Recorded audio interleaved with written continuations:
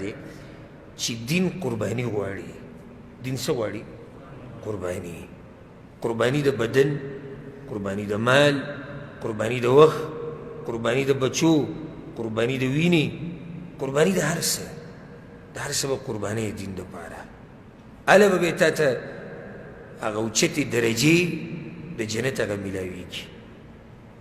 ځکه الله سبحانه وتعالی قرآن کې څه وایي؟ زه به تاسو باندې امتحانونه راولمه حتى نعلم المجاهدين منكم والصابرين ونبلو أخباركم. الله وایي سختي به هم راځي، امتحانونه به هم راځي. دا ټول دې دپاره چې په تاسو کې مجاهدین راښکاره شي، په تاسو کې صبر کوونکي راښکاره شي. او الله وایي زه ستاسو حقیقت راښکاره کړم دې خلکو ته چې په رښتیا مؤمنان یې که ناسې دعوې کوئ. دین د قربانۍ نوم دی. دین قرباني غواړي. زموږ د دین دپاره د ټولو نه ګټه قرباني په خپله پیغمبر صلی الله علیه وسلم ورکړې ده. 14 کاله سختي په مکه کې او بیا 10 کاله سختي په مدینه کې، او جهادونه او جنګونه او دعوتونه او مصیبتونه او امتحانونه.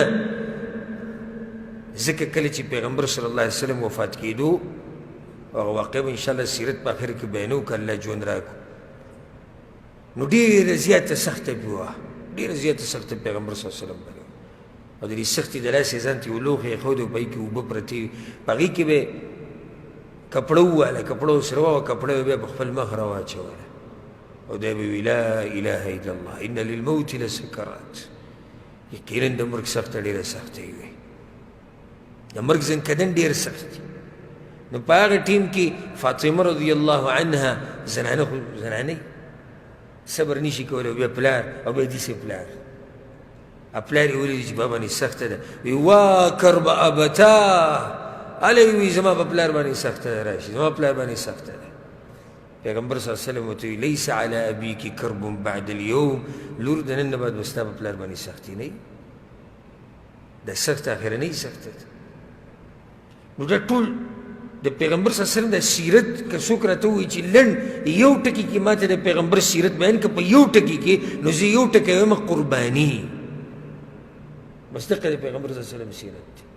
قرباني، خپل خار، خپل علاقه، خپل ملک، خپل خپلوان، سکون، راحت، هر څه قربان کړي دي دین دپاره. او بیا د هغه په نقش قدم صحابه کرام روان. مالداره صحابه کرام غریبان شو، جیدادونه دې پاتې شو، تجارتونه دې پاتې شو. مصعب بن عمیر رضی الله عنه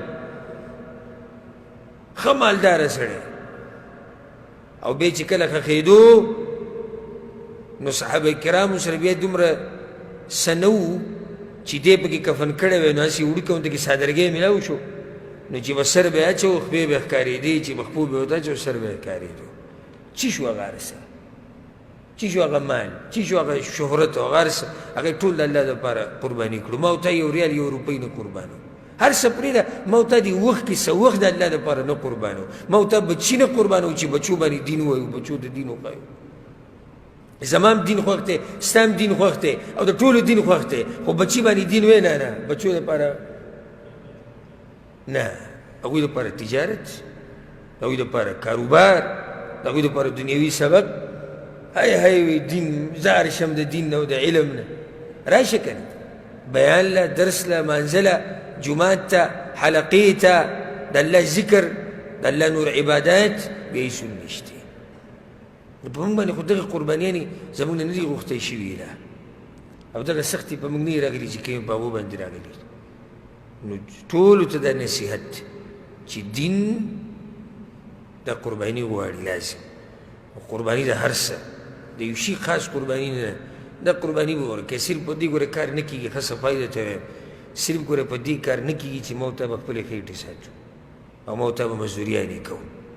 که غواړئ چې کامیاب شي په آخرت کې، نو د دین له به وخت ورکوئ، ځان به ټول دین له ورکوئ، ځان به ټول د دین له ورکوئ، نو دین به درله لږ څه درکړي.